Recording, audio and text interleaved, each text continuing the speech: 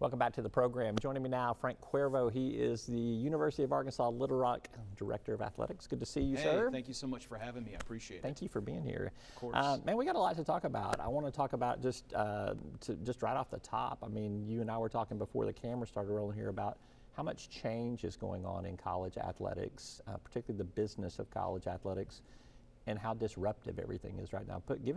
Give me some context for that. It's incredible. You know, this is my 28th year working in intercollegiate athletics, and I can't remember a time where there was this much change this fast. If you were to rewind the clock even 5 or 6 years ago, the landscape would look entirely different.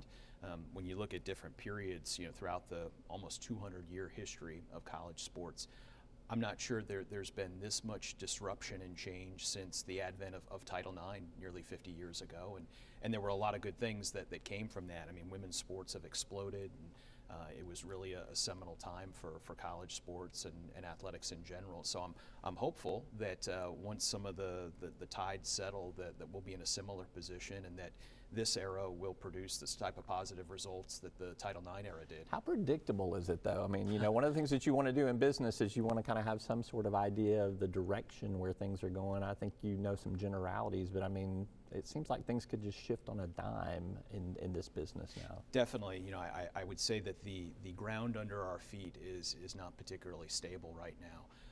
You know, the NCAA has become professional defendants, has spent a lot of time in the courtroom, most notably with this House case, this House settlement that hopefully will be ratified here on April 7th. Ironically, it's the same day as the college basketball national championship game. How's that for irony, right?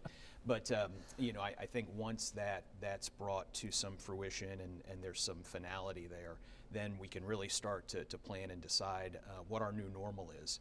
You know, we've been modeling and have a couple of different plans in place and have started to make some you know, distinct decisions.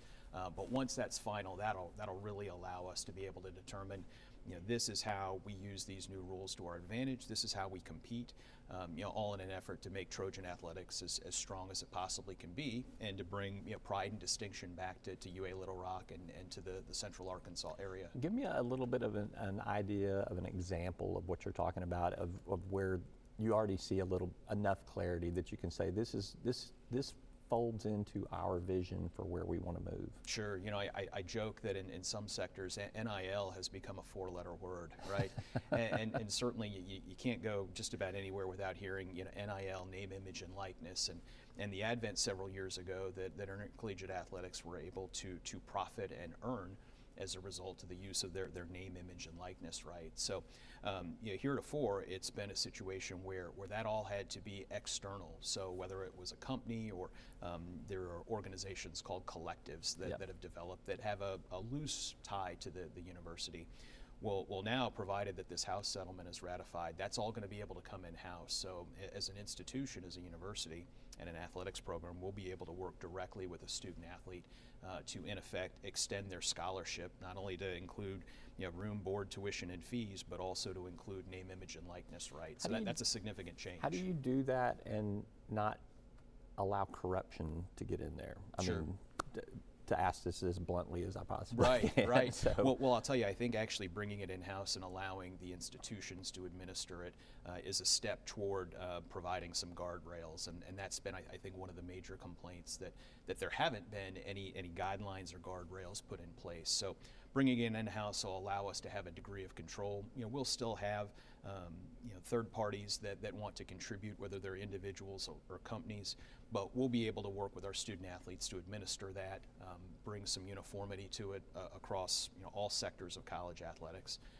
Likewise, to make sure that it's actually happening for the right reasons, that it's not, you know, what people have called pay for play, but actually for use of their name, image, and likeness rights. I think there's a lot of positives that'll come as a result of that. Talk to me about what you have inherited as an athletics program. You've made some staff changes over there. You've added, I think, 5 new role players in there, if I could use a kind of a coaching term there. Sure. Tell me where you're taking the university's program. Well, it's a really exciting time. You know, one of the things that attracted me to this opportunity as the athletics director at Little Rock is that I believe there's a chance to build a program that competes right there at the top. You know, I think we have the ability, within our conference, within the Ohio Valley Conference, to be right in there competing for championships day in, day out. And so that's very exciting. What I came in and I did an evaluation of our program and saw that we needed to be able to add support staff so that we could support our coaches and our 275 student athletes at the top level. So that's what we've done initially here between mid-November and the holidays. We added 5 leadership team members, a new deputy athletics director who will oversee all of our revenue generation, so whether that's philanthropy and donations, sponsorships, working with the corporate community, ticket sales and other areas, leadership and marketing, communications, facilities and operations, to really bring a level of sophistication and professionalism to our department consistent with what you see elsewhere. We have several other openings that we're in the process of filling right now that will work more directly with our student athletes, whether it's to support their academic and overall student athlete development efforts, with our finances, and then also NIL education. Having those rights, our student athletes having the ability to go out and profit from those rights is one thing. Them being educated to know how to handle it the right way is an entirely different thing. Some of the collectives, like taxes, right? Yeah, for I example, think some of the collectives that we've reported on too have kind of made that almost a component of that education of how to manage your finances and not lose this money or make this money work to your advantage the best way. Is that what you're talking about? Absolutely, and even more fundamental things like for many the idea of paying taxes, right? It's the first time they would have had to walk up to that. And they're, in effect 1099 employees if they're working, in conjunction with a brand or a company. So educating them on those types of things, what they should look for in contracts, having a much more comprehensive view of what they need to be aware of. So, we're in the process of putting staff in place that can help support our student athletes in that way, help support our coaches. Our coaches have full-time jobs. We have 11 full head coaches of our programs that are the best. They're excellent and compete at an elite level, but they've got full-time jobs, right? They got to go out and recruit a team, coach a team, manage all the issues that go along with having a team. Yeah. So folks like myself and my colleagues, we're the ones that look to work with them on elements like fundraising and marketing their program and developing communications-based relationships to help promote and put us in the best position to recruit. So that's what we're putting in place. We had what I call our starting 5 from back there at the end of the calendar year 24, and now we're filling in some of the gaps with additional staffers to help support all the efforts that we're putting into the field. Never a dull moment. No, it's quite good. a dynamic industry. I'm fortunate. I've never worked a day in my life and love it.